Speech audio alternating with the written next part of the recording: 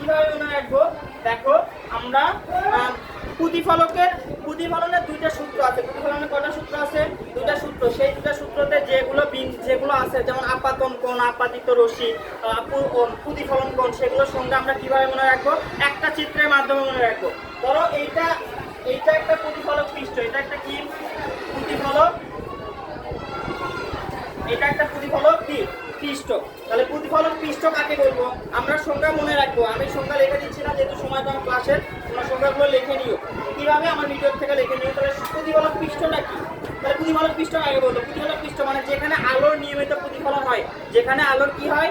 নিয়মিত প্রতিফলন হয়, তাকে কি বলা হয়? প্রতিফলক পৃষ্ঠ। তার মানে যে পৃষ্ঠে প্রতিফলন হয়, আলোর কি হয়? প্রতিফলন হয়, সেটা প্রতিফলক পৃষ্ঠ। তার মানে এটার নাম কি? প্রতিফলক পৃষ্ঠ। প্রতিফলক পৃষ্ঠ তার মানে যেখানে আলো নিয়মিত প্রতিফলন হয়।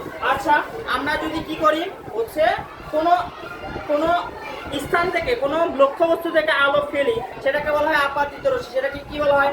আপাতিত রশ্মি। ধরো এটা একটা আলো, এটা একটা কি আলো, এটা প্রতিফলক পৃষ্ঠে ফেলবো। তাহলে এখান থেকে এই যে ফেললাম, এটাকে বলা হয় আপাতিত রশ্মি। কি রশ্মি? আপাতিত রশ্মি। এটাকে কি বলা হয়?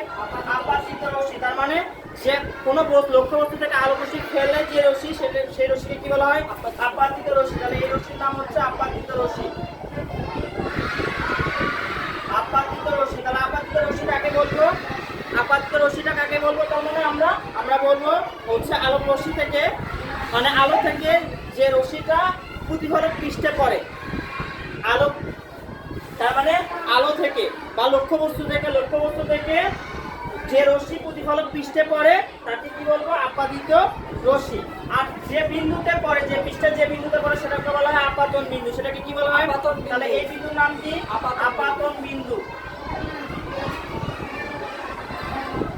তার মানে আপাতিত রশ্মি প্রতিফলক পৃষ্ঠের যে বিন্দুতে পড়ে, সেই বিন্দুর নাম কি? আপাতন বিন্দু। আপাতন কি? বিন্দু। তাহলে আপাতন বিন্দু গেল।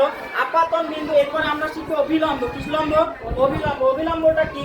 আপাতন বিন্দুতে যে লম্ব অঙ্কন করা হয়, তার মানে প্রতিফলক পৃষ্ঠের ওপর, আপাতন বিন্দুতে যে লম্ব অঙ্কন করা হয়, তাকে বলা হয় অভিলম্ব। তাকে কি বলা হয়? তার মানে এখান থেকে একটা লম্ব আঁট করবো। কি আঁট করবো? লম্ব। তাহলে এটাকে কি বলা হয়? অভিলম্ব। কি লম্ব? অভিলম্ব। তার মানে অভিলম্ব কাকে বলবো আমরা? যে আপাতন বিন্দুতে প্রতিফলক পৃষ্ঠের উপর আপাতন বিন্দুতে যে লম্ব অঙ্কন করা হয়, তাকে কি বলা হয়?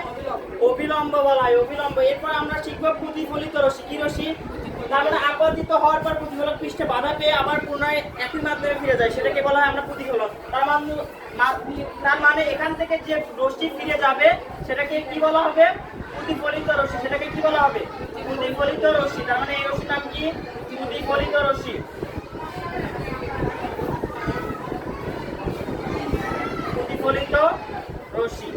আচ্ছা, প্রতিফলিত রশ্মি তার মানে আপাতন বিন্দুতে বাধা পেয়ে, মানে প্রতিফলক পৃষ্ঠে আপাতিত রশ্মি প্রতিফলক পৃষ্ঠে বাধা পেয়ে আবার পূর্বের মাধ্যমে যে রশ্মি ফিরে যায়, সেই রশ্মিকে কি বলা হয়? আমরা যা বলবো প্রতিফলিত রশ্মি। তাহলে প্রতিফলিত রশ্মি কাকে বলে সেটা আমরা পেয়ে গেলাম।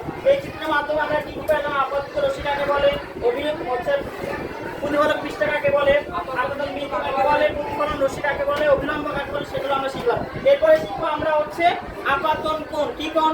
আপাতন কোণ। এই কোণকে বলা হয় আপাতন কোণ। এই কোণকে কি বলা হয়? আপাতন কোণ। আপাতন কোণ। তাহলে আপাতন কোণকে আই দ্বারা প্রকাশ করা হয়। কি দ্বারা প্রকাশ করা হয়? আই দ্বারা। আচ্ছা, আপাতন কোণ কাকে বলে? দেখো, এটা একটা কি, আমি প্রথমেই হচ্ছে আপাতিত রশ্মি। এটা কি রশ্মি? আপাতিত রশ্মি। আর এটা কি? অভিলম্ব। এটা কি? অভিলম্ব। তার মানে আপাতিত রশ্মি ও অভিলম্বের মধ্যবর্তী কোণকে, আপাতিত রশ্মি এবং অভিলম্বের মধ্যবর্তী কোণকে কি বলা হয়? আপাতন কোণ বলা হয়। মুখস্থ করার দরকার আছে, এই চিত্রটা মাথায় রাখবো। তাহলে আপাতিত রশ্মি থেকে অভিলম্বের সাথে যে কোণ উৎপন্ন করে, তাকে কি বলে? আপাতন কোণ। আপাতন কোণকে কি বলে? আই দ্বারা প্রকাশ করা হয়। আপাতন কোণকে কি দ্বারা প্রকাশ করা হয়? আই দ্বারা প্রকাশ করা হয়। এবার প্রতিফলন কোণ। এটা কি কোণ? তার মানে প্রতিফলন কোণ। তার মানে এটা প্রতিফলন কোণ। প্রতিফলন কোণ। তাহলে প্রতিফলন কোণকে আর দ্বারা প্রকাশ করা হয়। কি দ্বারা প্রকাশ করা হয়?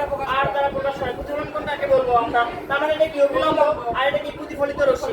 তার মানে অভিলম্ব এবং প্রতিফলিত রশ্মির মধ্যবর্তী কোণকে কি বলা হয়? প্রতিফলন কোণ বলা হয়। প্রতিফলন কোণকে কি দ্বারা প্রকাশ করা হয়? আর দ্বারা প্রকাশ করা হয়। এই প্রতিফলন এইটা যেগুলো সংজ্ঞা শিখলাম এটার উপর প্রতিফলনের দুটো সূত্র আছে।